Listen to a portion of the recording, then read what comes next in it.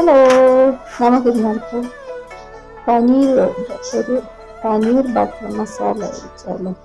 അതിനാവശ്യമായ സാധനങ്ങൾ ആയിട്ട് നമുക്ക് ഒരു പാൻ ചൂടാക്കി അതിലോട്ട് അപ്പം ബട്ടർ ഇട്ട് കൊടുക്കുക. ബട്ടർ ഒന്ന് മെൽറ്റായി വരുമ്പോൾ കറുവപ്പട്ട, ഗ്രാമ്പു, ഏലക്കായിട്ടൊന്ന് ചൂടാക്കിയെടുക്കും. ഒന്ന് ചൂടായി വരുമ്പോഴത്തേക്ക് നമുക്ക് അതിനകത്തോട്ട് ഒരു സവാള ഉള്ളി അരിഞ്ഞതും ഒരു സ്പൂൺ പറങ്ങണ്ടി പരിപ്പും പാതി തക്കാളി, ഒരു പച്ചമുളക്, ഇതെല്ലാം കൂടെ നന്നായി ഒന്ന് വഴറ്റിയെടുക്കുക. ഇതെല്ലാം ഒന്ന് സോഫ്റ്റായി വരുമ്പോൾ, തക്കാളിയൊക്കെ ഒന്ന് സോഫ്റ്റായി വരുമ്പോഴത്തേന് നമുക്കതെടുത്തൊന്ന് മാറ്റി വെക്കാം. അതൊന്ന് തണുക്കട്ടെ അവിടെ ഇരുന്ന്. ഇനി നമുക്ക് ഈ പനീരൊക്കെ ഒന്ന് കട്ട് ചെയ്തെടുക്കാം. ഒരു 200 ഗ്രാം പനീരുണ്ട്. ഞാൻ ഇത്ര എടുക്കുന്നില്ല, എൻ്റെ പാതി എടുക്കുന്നുള്ളൂ. ഇതൊരു ചെറിയ ചെറിയ ക്യൂബ്സായിട്ട് കട്ട് ചെയ്തെടുക്കുക. ഇതെല്ലാം കട്ട് ചെയ്തെടുത്തതിന് ശേഷം നമുക്ക് ഒരു പാൻ അടുപ്പത്തോട്ട് വെച്ചിട്ട് ഒരു ക്യൂബ് ബട്ടർ ഇട്ട് കൊടുക്കുക. അത് മെൽറ്റായി വരുമ്പോഴത്തേക്ക് നമുക്ക് അതിനകത്തോട്ട് ഒരു സ്പൂൺ മുളക് പൊടി, അല്പം ഗരം മസാലപ്പൊടി, ഒരു 1/4 സ്പൂൺ ഉപ്പ്, ഇതെല്ലാം കൂടി ഇട്ട് ഇതിൻ്റെ പച്ചമണം മാറുന്നിടം വരെ നമുക്കൊന്ന് ഇളക്കുക. അതിന് ശേഷം നമ്മുടെ പനീരെല്ലാം കൂടെ നമുക്ക് അതിനകത്തോട്ട് ഇട്ടിട്ട് നമുക്കൊന്ന് ഫ്രൈ ചെയ്തെടുക്കുക. ഇങ്ങനെ ചെയ്യുന്നത് ഇതെല്ലാം മുളക് പൊടിയും എരിവൊക്കെ പിടിക്കാനും വേണ്ടിയാണ് നമ്മളിങ്ങനെ ചെയ്യുന്നത്. അപ്പോൾ കറിക്കകത്തിടുമ്പോൾ ഒരു പ്രത്യേകം ടേസ്റ്റ് കാണും ഇങ്ങനെ ചെയ്യാമെങ്കിൽ. ഏകദേശം 1-2 മിനിറ്റോളം നമുക്കിതിങ്ങനെ ഇളക്കിയൊക്കെ കൊടുക്കാം. അതെല്ലാം എരിവൊക്കെ ആവുന്നിടം വരെ നമുക്കൊന്ന് ഇളക്കി കൊടുക്കാം. അതിന് ശേഷം നമുക്കിതൊരു പാത്രത്തിനകത്തോട്ട് മാറ്റി വെക്കാം. അവിടെ ഇരുന്ന് തണുക്കട്ടെ. ഇനി നമ്മൾ മുമ്പേ വഴറ്റി വെച്ച മിശ്രിതമില്ല, അതെല്ലാം തണുത്തിട്ടുണ്ട്. അത് ജസ്റ്റ് മിക്സിയിലോട്ടിട്ടൊന്ന് പൊടിച്ചെടുക്കുക. അതിനുശേഷം നമ്മൾ പനീർ ഫ്രൈ ചെയ്ത മസാലയെല്ലാം പാനിനകത്തുണ്ടായിരുന്നല്ലോ, ആ പാനിന് കഴുകി ശകലം വെള്ളം കൂടെ ഒഴിച്ച് ഇത് നല്ല പേസ്റ്റായിട്ട് അരച്ചെടുത്തോണ്ട് വരിക. എത്രയും പേസ്റ്റ് ആകുന്നോ അത്രയും നല്ലതാണ്. ഇനി അതേ പാനിനകത്തോട്ട് തന്നെ വീണ്ടും അല്പം ബട്ടറും കൂടെ ഇടുക.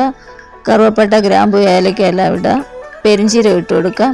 ഇഞ്ചിയും വെളുത്തുള്ളിയും കൂടെ ചതച്ചത് അതും കൂടെ ഇട്ട് കൊടുത്ത് നന്നായിട്ടൊന്ന് വഴറ്റിയെടുക്കുക. ഗോൾഡൻ കളർ ആകുന്നിടം വരെ ഒന്ന് വഴറ്റുക. അല്പം കരിയാപ്പില ഇട്ട് കൊടുക്കാം.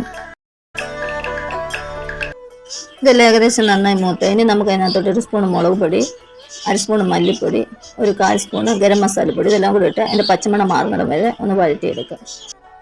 ഇനി നമ്മൾ ആദ്യം വഴറ്റി അരച്ച് വെച്ച ഒരു അരപ്പുണ്ടായിരുന്നല്ലോ, അതും കൂടെ ഈ പാനിലോട്ടിട്ട് നന്നായിട്ടൊന്ന് വഴറ്റാം. ഇത് ഏകദേശം 2-3 സെക്കൻഡ് നന്നായിട്ടൊന്ന് വഴറ്റിയെടുത്ത് കഴിഞ്ഞാൽ അപ്പോഴത്തേനും കണ്ട് അതിൻ്റെ കളറൊക്കെ മാറി വന്നു, വേറൊരു കളറായില്ല.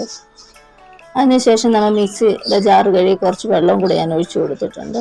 ഞാൻ അല്പം ബട്ടാണി വേവിച്ച് വെച്ചിട്ടുണ്ടായിരുന്നു, അതും കൂടെ ഇട്ട് കൊടുത്ത് ആവശ്യത്തിന് ഉപ്പും കൂടെ ഇട്ട് നമുക്കൊന്ന് അടച്ചു വെച്ച് വേവിക്കാം. ബട്ടാണിയിലെല്ലാം ഉപ്പൊക്കെ പിടിക്കാൻ, ഉപ്പും മുളകും മസാലയൊക്കെ പിടിക്കാനും വേണ്ടി എങ്ങനെ ചെയ്യുന്നത്.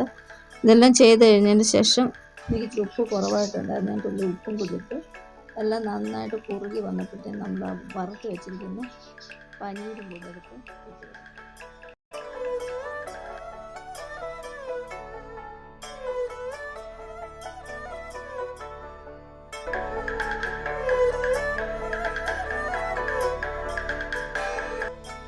ഇനി നമുക്ക് ഇച്ചിരി മല്ലിയില ഉണ്ടായിരുന്നു, അതും കൂടി ഇട്ട് കൊടുക്കാം. അതിന് ശേഷം ഇച്ചിരി കസ്തൂരി മേത്തി കയ്യിലിട്ട് പൊടിച്ച് അതും കൂടി ഇട്ട് കൊടുക്കാം. ശേഷം നമുക്ക് ഇത് നന്നായിട്ടൊന്ന് ഇളക്കി ഉപ്പ് വരുമൊക്കെ നോക്കിയിട്ട് വീണ്ടും അടച്ചു വെച്ച് ഒന്നുകൂടെ ഒന്ന് തിളപ്പിക്കാം. പിന്നെ ഒരു കാര്യം, നമുക്ക് ചാറ് എത്ര ആവശ്യമുണ്ടോ അതനുസരിച്ച് നമ്മൾ ഉള്ളിയും തക്കാളി ആദ്യം വഴറ്റുമ്പോൾ വഴറ്റണം. ഇതെല്ലാം നന്നായി തിളച്ച് വന്നതിന് ശേഷം നമുക്ക് അല്പം ഫ്രഷ് ക്രീം ഒഴിച്ചു കൊടുക്കാം. ഒരു 2 സ്പൂൺ ഫ്രഷ് ക്രീമുണ്ട്. നമ്മൾ സൂപ്പർ ടേസ്റ്റിലുള്ള ഒരു പനീർ കറി തയ്യാറായിട്ടുണ്ട്. ഇനി അത് നമുക്ക് പ്ലേറ്റിനകത്തോട്ടെടുത്ത് ഒരു ചെറിയൊരു പീസ് ബട്ടറും കൂടി ഇടാം. അതിൻ്റെ മുകളിലോട്ട് അല്പം ഫ്രഷ് ക്രീമും കൂടെ ഒഴിച്ച് അതിൻ്റെ മുകളിൽ ഇച്ചിരി കസ്തൂരി മേത്തിയും ഒക്കെ ഇട്ടിട്ട് നമ്മൾക്ക് ഉപയോഗിക്കാൻ പാകമായിട്ടുണ്ട്. നമ്മുടെ സ്വാദിഷ്ടമായ പനീർ ബട്ടർ മസാല കറി റെഡി ആയിട്ടുണ്ട്. ഇത് നമുക്ക് ഗീ റൈസിൻ്റെ കൂടെയും ചപ്പാത്തിയുടെ കൂടെ ഒക്കെ കഴിക്കാവുന്ന ഒരു കറിയാണ്. എല്ലാവരും ഒന്ന് തയ്യാറാക്കി നോക്കണേ. Okay, by.